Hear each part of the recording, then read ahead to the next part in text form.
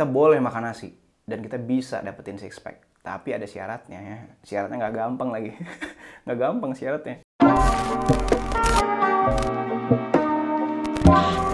Halo semuanya, balik lagi di Private. Nah, jadi di video kali ini gue akan ngasih tahu tips gimana cara kita tetap makan nasi putih tapi kita tetap punya six pack, atau kita bisa bakar lemak, atau ibaratnya kita bisa tetap turun berat badan kita tapi kita tetap makan nasi putih. Oke? Jadi gini, ada yang nanya nih ya. Ini pertanyaan ini udah banyak banget ya yang nanya. Gue gak kuat nasi putih, gue gak kuat buat skip nasi putih segala macam. Oke, gue kasih tahu sekarang. Sebelumnya, buat teman-teman yang nggak tahu, nama gue Putra. Gue udah lama di dunia fitness dan nutrisi ya, udah 10 tahunan lebih. Oke? Dulu badan gue tuh kayak gini.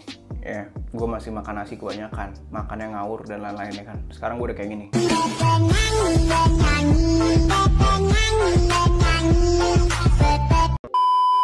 Sekarang gue udah kayak gini. Beda. Pola hidup gue udah beda banget kayak dulu ya. Jadi sebenarnya tujuan gue buat video ini adalah supaya ngebantu teman-teman yang masih pengen makan nasi, tapi ibaratnya yang dari buncit gitu ya. Gue masih pengen makan nasi bang. Atau misalnya skinny fat ya, kurus tapi perutnya kembung gitu ya. Kayak badut ya. Gue bukan kayak badut, kayak kodok ya.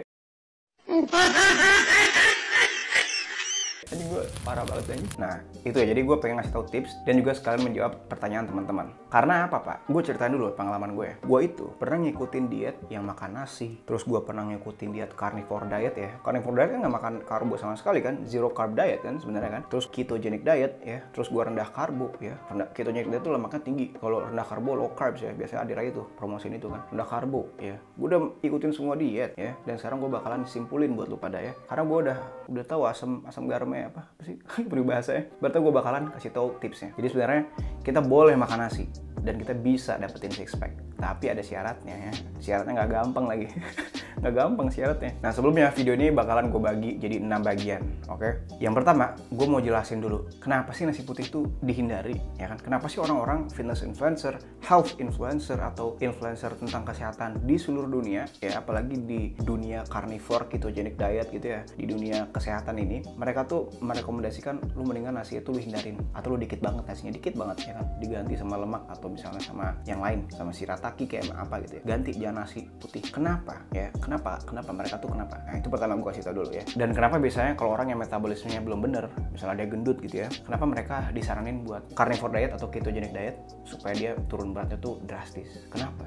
Kedua, nanti gue jelasin bahwa kenapa kita gampang overeating. Karena nasi putih itu ibaratnya nggak ada proteinnya, sehingga kita nggak bakal kenyang makan nasi putih ya. Nanti gue jelasin lebih lanjut ya. Itu yang kedua, gue jelasin itu. Kenapa nasi putih itu nggak bikin kita overeating atau kebanyakan makan. Yang ketiga, seberapa besar sih atau seberapa signifikan kita bakalan turun berat ketika kita skip nasi, ya kan? Keempat, terus kalau kita nggak makan nasi, misalnya kita skip nasi, ya kita makan apa? Ya. Kelima ya. Kita bisa atau kita boleh makan nasi asalkan, nanti gue bakal jelasin tuh di bagian yang kelima. Yang keenam, kesimpulan.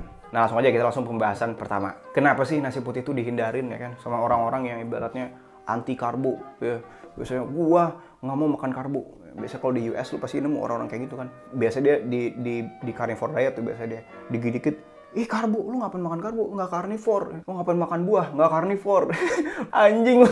Bisa gitu ya. Gue tahu, karena gue juga karnivore juga ngelakuin carnivore diet ya. Karena gini, karena carnivore tuh emang bener-bener nyelamatin hidup orang. Dari gendut gitu, pokoknya dari sengsara, merana gitu ya. Jadi kurus, jadi sehat, jadi ganteng, jadi cantik gitu ya. Benar. Makanya orang tuh kayak, oh lu makan nasi, itu mah bukan karnivore, apa nih?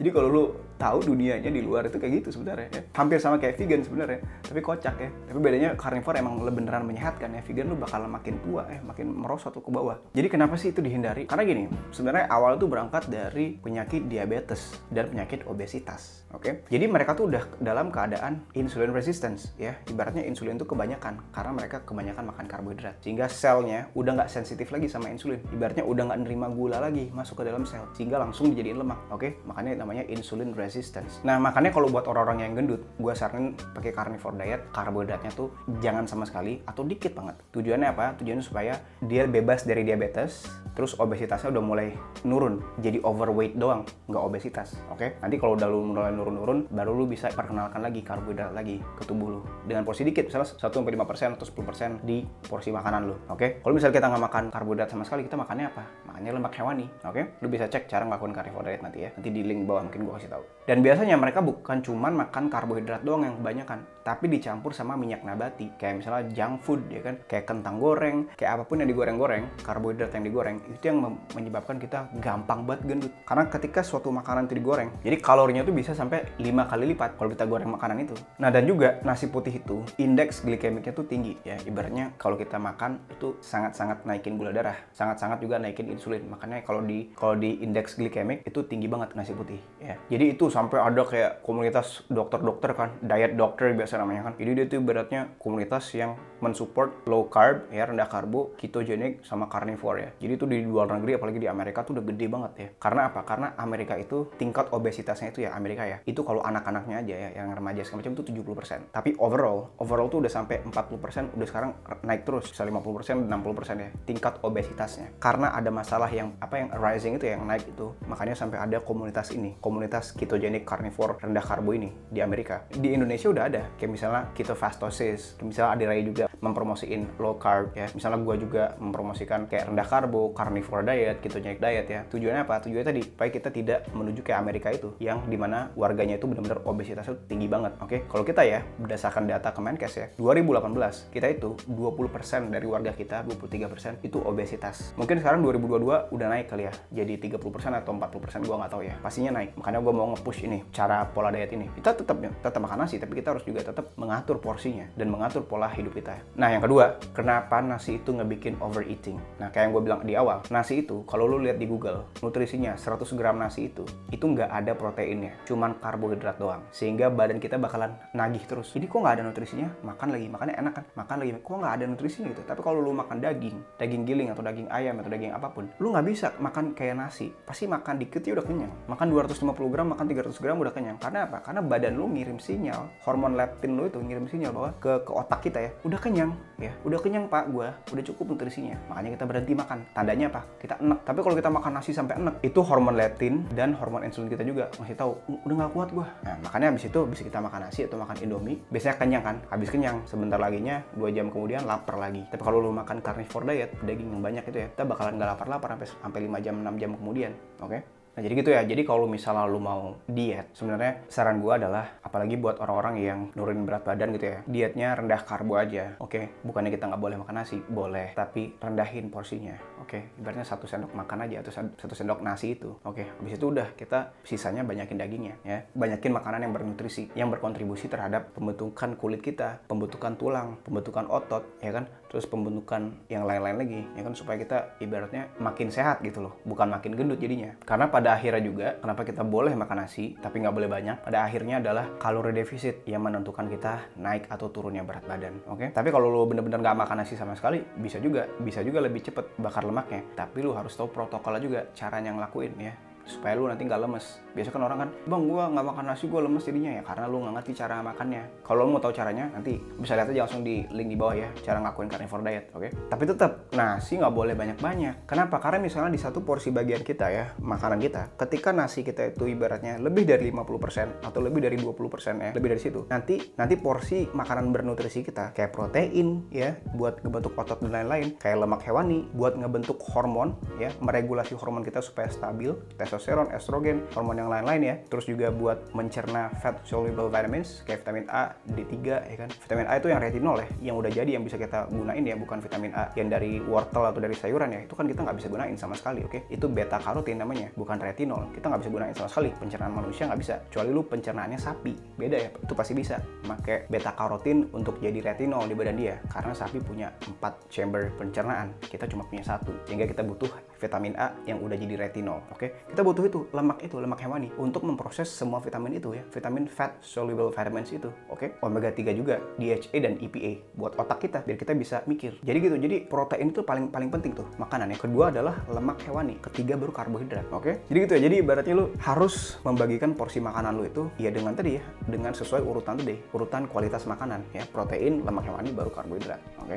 Nah, yang ketiga ya, seberapa besar sih sebenarnya pengaruh kalau kita misalnya tuh skip nasi, kita nggak makan nasi, seberapa besar pengaruh ke penurunan berat badan kita? Nah, gue kasih tau rahasianya sekarang. Kenapa orang-orang carnivore diet itu berat badannya bisa turun drastis dalam sebulan. Itu bukan karena berat lemaknya yang habis, karena karbohidrat di badan kita tuh habis juga, sehingga air di tubuh kita tuh habis. Jadi kita nggak bakal nge-retain water di pipi atau di perut atau di mana, sehingga airnya tuh bakalan habis karena karbohidrat kita udah kita pakai sebagai energi ya di carnivore diet ya. Makanya kita bisa sebulan tuh bisa sampai 20 kilo bahkan ya, 20 kilo sebulan. Karena itu ibaratnya 50% bisa air, berat air. Sisanya lagi mungkin berat lemak. Kalau kita mau bener-bener berat lemak kita yang kita bakar, kita harus kalori defisit. Oke? Kalori defisit ditambah lagi sama olahraga supaya kalori defisitnya lebih banyak lagi. Tapi tetap makanan kita harus bernutrisi, protein, lemak, karbohidrat. Karbohidratnya cuma 10%-an ya, dikit aja. Kalau gue sih paling cuma 5% atau 1%. Keempat nih ya, terus kalau kita nggak makan nasi, contohnya bang, kayak gue misalnya, gue makan apa dong? Nah, gue biasanya tuh ganti nasinya sama lemak hewani. Biasanya kan gue beli daging giling kan, di pasar biasanya kan. Biasanya gue beli daging giling 100.000 di pasar,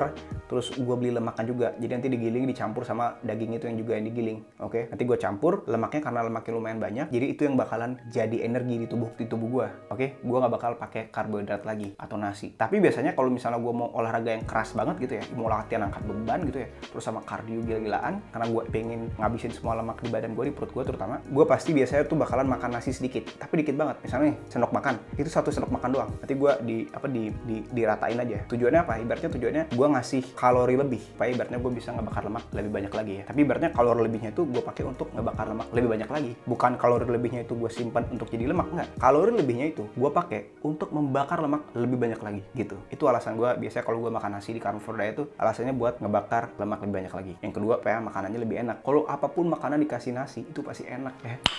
Gitu. Nice. Tapi gue nggak sering ya. Biasanya gue misalnya seminggu 2 kali biasanya, 2 kali atau 3 kali. Tapi sehari-hari karena gue ibaratnya nggak latihan keras-keras setiap hari, gue nggak pakai nasi. Nah yang kelima ya, kita bisa tetap makan nasi, tapi kalori dari nasi itu dipakai buat angkat beban, energi dari nasi dipakai buat angkat beban, atau dipakai buat kardio, atau kayak gue tadi bilang ya kan, kalori dari nasi itu energinya kita pakai untuk membakar energi di tubuh kita lagi. Jadi jangan malah lu makan nasi lu nggak ngapa-ngapain, lu nggak angkat beban atau lu nggak kardio. Jadi kalori nasi itu kita pakai untuk membakar kalori di badan kita lebih banyak lagi, untuk membentuk otot kita supaya otot kita semakin gede lagi. Jadi kita bakal pakai kalori dari nasi itu dan lemak cadangan di tubuh kita untuk sebagai energi ya. Jadi energi buat ngebentuk otot sama ngebakar lemak yang lain. Jadi itu tujuannya, kita punya otot sehingga kita bakalan ngebakar lemak lebih banyak karena otot itu membutuhkan energi untuk dia tuh bertahan. Jadi makanya orang-orang yang berotot tuh gampang mereka ngebakar lemak karena ototnya banyak sehingga kebutuhan energinya tuh banyak. Tapi dia makannya masih sama. Nah itu yang nggak bikin mereka kalori defisit terus. Nah kesimpulannya apa? Kesimpulannya adalah kita tetap bisa makan nasi,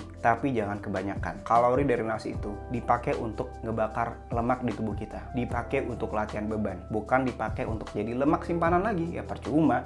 Oke? Jadi boleh-boleh aja makan nasi. Bahkan menurut gue pribadi ya, walaupun gue bakalan diserang sama seluruh penganut carnivore diet ya, atau ketogenic diet di Indonesia ya, karena gue menyarankan, atau bukan menyarankan, membolehkan, kita lagi carnivore diet nih, kita boleh makan nasi, tapi jangan banyak-banyak, 1 sendok makan aja, untuk tadi ngebantu kita ngasih ibaratnya tenaga tambahan untuk kita ngebakar kalori di tubuh kita atau ngebentuk otot. Jadi kesimpulannya itu, asal jangan banyak-banyak dan jangan sering-sering ya, itu kesimpulannya. Dan juga pesan terakhir dari gue ya, anjay, pesan terakhir kayak mau mati aja gue.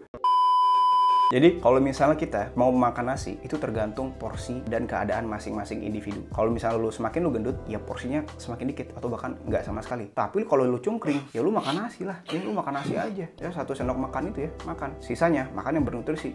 Jangan lu makan nasi sama sayur doang. Terus ayamnya atau dagingnya dikit. Di mana nutrisinya? Kagak ada. Dan kalau kita pengen turun berat badan, ingat caranya adalah kalori defisit. Makan nasi banyak-banyak, kemungkinan besar kita bakalan jadi kalori surplus. Oke, jadi ingat batasin aja nasinya. Oke? Dan biasanya kalau kita makan nasi yang kita udah batasin itu, kita harus olahraga juga. Mau itu jalan kaki, mau itu angkat beban, mau itu yang lainnya, olahraga yang lain. Oke? Nanti kalau lo mau tahu caranya dari perut buncit ke perut six pack, lo bisa tonton video gue yang kemarin.